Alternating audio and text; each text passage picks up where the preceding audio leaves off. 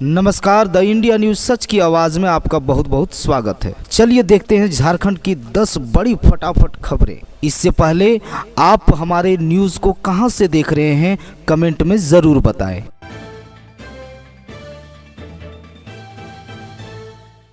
मोदी का मैजिक या हेमंत की हिम्मत, कौन जीतेगा रामगढ़ उपचुनाव का रन। झारखंड की रामगढ़ विधानसभा सीट पर उपचुनाव की घोषणा हो चुकी है। 27 फरवरी को वोटिंग होगी और 2 मार्च को नतीजे का ऐलान होगा। महागठबंधन जहां एक और उपचुनाव में जीत का दावा कर रही है, वहीं एनडीए के लिए रामगढ़ का रण प्रतिष्ठा का विजय है। दरअसल 2019 के बाद झारखंड में 4 उपचुनाव हुए हैं और हर बार उसे शिकस्त मिली है। रामगढ़ उपचुनाव में बीजेपी आजसू साथ उतरेगी। 2019 से पहले ये एनडीए की परंपरागत सीट थी। दूसरी ओर प्रदेश कांग्रेस नेतृत्व ने भी जीत का दावा कर दिया है। दिलचस्प बात यह भी है कि रामगढ़ सीट से सदस्यता गंवाने वाली कांग्रेस विधायक ममता देवी के पति बजरंग महतो ने उम्मीदवारी का दावा किया है। महिलाओं को निःशुल्क अधिवक्ता मुहैया कराती है झालसा। गांडे प्रखंड परिसर स्थित सभा कक्ष में बुधवार को झालसा नई दिल्ली एवं झालसा रांची के निर्देश पर विधिक सहायता सह साक्षरता कार्यक्रम का आयोजन किया गया। कार्यक्रम में मुख्य रूप से उपस्थित जिला विधिक सेवाएं प्राधिकार के सचिव सौरभ कुमार गौतम ने कहा कि आम जनों को कानून से संबंधित सामान्य बातों के परिचित कराकर उनका सशक्तिकरण करना ही विधिक सहायता सह साक्षरता कार्यक्रम का उद्देश्य है। शादी में दहेज लेने पर इमाम नहीं पढ़ाएंगे निकाह। प्रखंड के खाकी पीपर मस्जिद में बुधवार को बिरनी ताजू सरिया बोर्ड की एक बैठक हुई। बैठक में मुख्य रूप से दहेज को कैसे रोका जाए इस विषय पर चर्चा की गई। सोनू मलिक ने बताया कि मुस्लिम समाज की शादी में दहेज पर एक कदम रोक लगाना होगा। यदि ताजू सरिया बोर्ड ऐलान कर दे तो दहेज जरूर रुकेगा।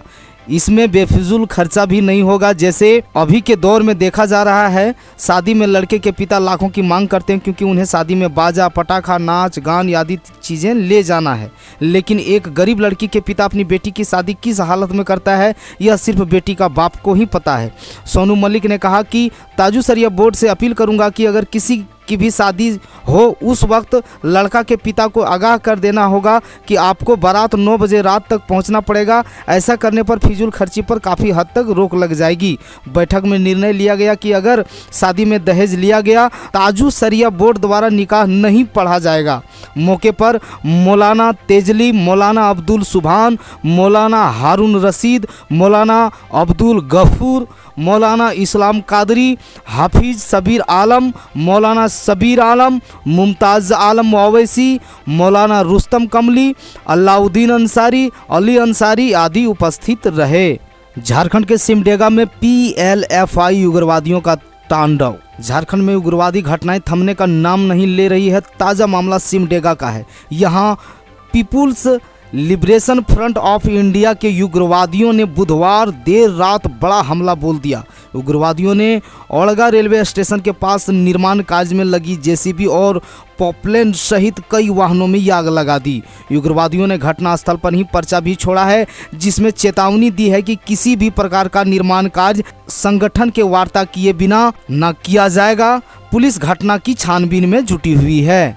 मांडर में यौन शोषण का आरोपी गया जेल। थाना क्षेत्र के कन्विस्टा निवासी लीटरो उरांव को गिरफ्तार कर पुलिस ने गुरुवार को जेल भेज दिया।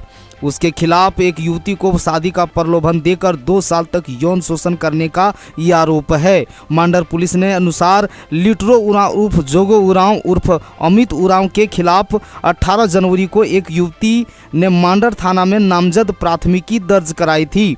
यौन शोषण के बाद युवती के गर्भवती होने और आरोपी ने धोखे से उसका गर्भपात कराया और बाद में शादी से मुकर गया।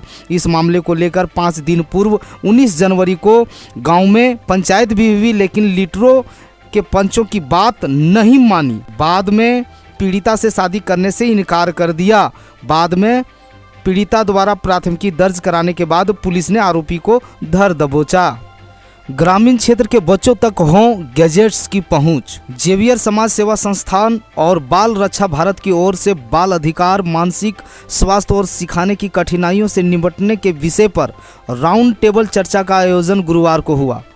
XISS के निदेशक डॉक्टर जोसेफ मारियानुस कुजूर, एसजे ने स्वागत भाषण में कहा कि ग्रामीण क्षेत्रों में बच्चों के पास ऑनलाइन सीखने की प्रक्रिया को सुविधाजनक बनाने के लिए गैजेट्स की पहुंच नहीं है। इससे वे शिक्षा के अधिकार वंचित हैं। ऑनलाइन शिक्षण और प्रशिक्षण आज के समय की मांग है। इसके लिए गैजेट्स की पहुंच ग्रामीण क्षेत्र तक होनी चाहिए। अपहरण कर युवती के साथ दुष्कर्म। गोविंदपुर थाना क्षेत्र की 18 वर्षीय युवती के साथ दुष्कर्म किए जाने की एक सनसनीखेज घटना सामने आई है। दुष्कर्म की शिकार युवती के अपहरणकर्ताओं ने चंगुल से भागकर किसी तरह जान बचाई। घटना बीती रात की है। आरोपी का नाम गोविंदपुर थाना अंतर्गत जंगलपुर गांव निवासी नौशाद अंसारी का 24 वर्षीय पुत्र मकसूद अंसारी है। वह 2 बच्चों का बाप है। पीड़िता भी उसी समुदाय के हैं।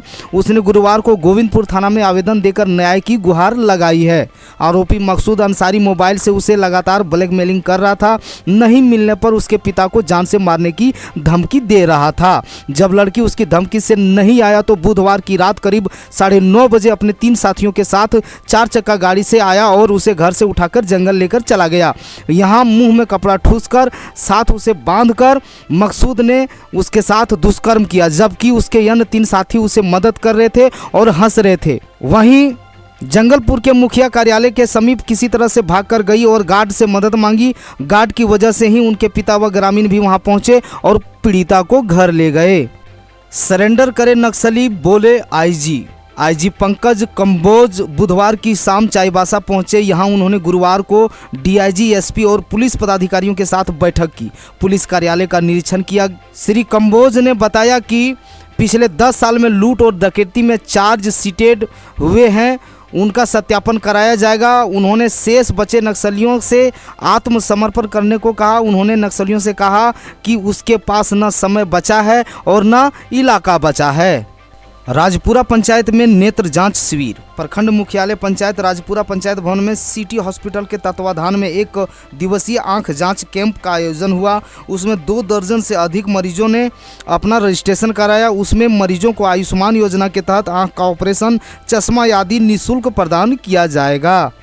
निबंधन कार्यालय में छापेमारी से कचहरी में फैली अफरा तफरी। पलामू जिला निबंधन कार्यालय में सरकार के राजस्व विभाग और भ्रष्टाचार निरोधक ब्यूरो की छापेमारी से दोपहर में अफरा तफरी का माहौल बन गया। अंदर के जांच करते सरकार के अवर निरीक्षक मिथिलेश कुमार सिन्हा और एसीबी के डीएसपी एम रहमान तथा बाहर में गेट बंद कर खड़ी पुलिस के कारण जमीन का निबंधन कराने पहुंचे लोगों के अलावा ताइद आदि भी साकेत में पड़ गए।